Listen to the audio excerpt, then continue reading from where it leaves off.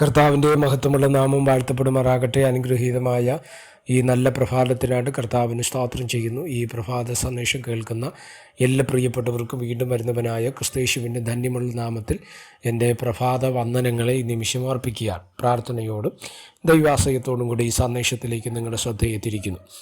ആവർത്തന പുസ്തകം 4-ാം അധ്യായത്തിൻ്റെ 7-ാമത്തെ വാക്യം.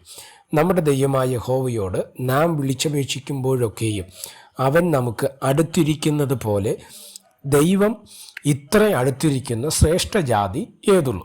അനുഗ്രഹിക്കപ്പെട്ട ഒരു ഭാഗമാണ് ഇന്ന് പ്രഭാതത്തിൽ നിങ്ങളുമായി പങ്കുവയ്ക്കുവാൻ കർത്താവിൽ ശരണപ്പെടുന്നത്. ഇവിടെ ശ്രദ്ധിക്കണമേ, ഇസ്രായേൽ ജനത്തെക്കുറിച്ച് പരാമർശിക്കുന്നൊരു ഭാഗമാണ്. തന്നെ വിളിച്ചപേക്ഷിക്കുമ്പോൾ, ദൈവത്തെ വിളിച്ചപേക്ഷിക്കുമ്പോഴൊക്കെയും നമ്മോട് ഇത്ര അടുത്തിരിക്കുന്ന വേറൊരു ദൈവം വേറെയില്ല, അല്ലേ? മറ്റു ജാതികൾക്കോ മറ്റു മേഖലകൾക്കോ ഇല്ലാത്തൊരു ദൈവത്തെയാണ് നമുക്ക് ദൈവം തന്നിരിക്കുന്നത്. എന്താ? വിളിച്ചപേക്ഷിക്കുമ്പോൾ നമ്മുടെ അടുത്തിരിക്കുന്ന, അല്ലേ? എന്നെ ശ്രദ്ധിക്കുന്ന ദൈവമക്കളോട് ഞാൻ പറയാം, ഈ സന്ദേശം നിങ്ങൾ കേൾക്കുമ്പോൾ ഒരുപക്ഷെ നിങ്ങളുടെ ജീവിതത്തിനകത്ത് ഇത് നിങ്ങൾ അനുഭവിച്ചറിയുന്നവരായിരിക്കാം, അല്ലെങ്കിൽ അനുഭവിച്ചറിഞ്ഞവരായിരിക്കാം.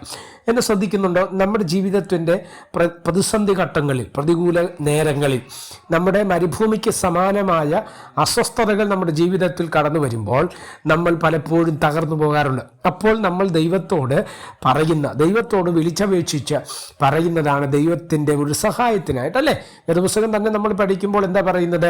121-ാം സങ്കീർത്തനം നമ്മൾ വായിക്കുമ്പോൾ, ഞാൻ എൻ്റെ കണ്ണ് പർവ്വതങ്ങളിലേക്ക് ഉയർത്തുന്നു, സ്തോത്രം, എനിക്ക് സഹായം അവിടെ നിന്ന് വരും, അല്ലേ? അപ്പോൾ ദൈവത്തിൽ നിന്നുള്ള സഹായത്തിനായിട്ട് നമ്മൾ ദൈവത്തോട് വിളിച്ചപേക്ഷിക്കുന്ന സമയത്ത് ദൈവം എന്താ ചെയ്യുന്നത്?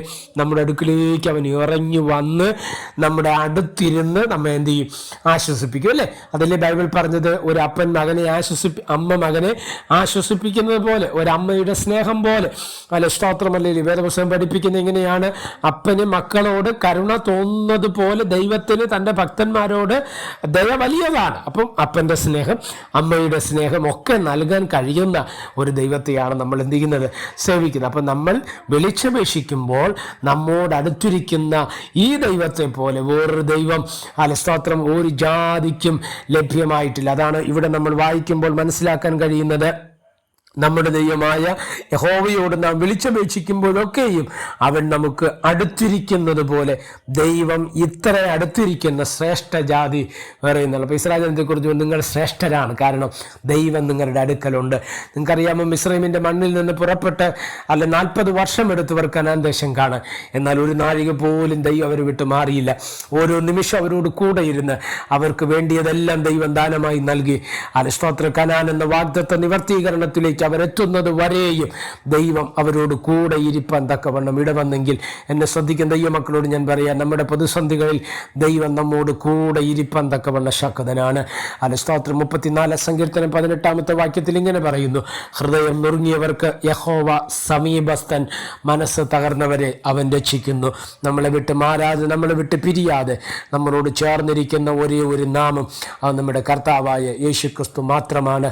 ആ ദൈവത്തെ പിന്തുടർന്നുകൊണ്ട് ആ ദൈവത്തിൻ്റെ പിന്നാലെ യാത്ര ചെയ്യാം. സ്വർഗം നമ്മളെ സഹായിക്കട്ടെ.